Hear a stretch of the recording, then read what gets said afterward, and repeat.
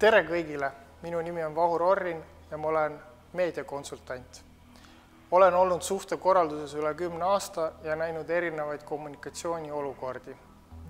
Sellel koolitusel tahan ma käsitleda ärimudeli kommunikatsiooni. Tervist!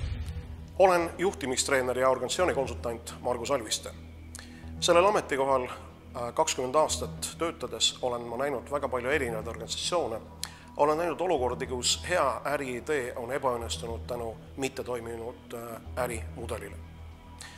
Antud koolitusel tahan ma koos teiega vaadata, millised ärimudelid üleüldse on meie käsutuses, missugused on nende erinevate ärimudelite tugevused ja nõrkused, milline ärimudel on meie poolt valitud ja kas see vastab meie tegelikele ambitsioonidele ja vajadustele ja mis on need asjad, mida saaksime oma ärimudelis muuta, teisendada. Võib-olla saame koos leida täiesti uue ärimudeli, mis aitab teil kasvatada oluliselt oma sissetulekuid, kaasata investoreid ja rahuldada paremini teie klientide vajadusi. Kohtumiseni koolitusel!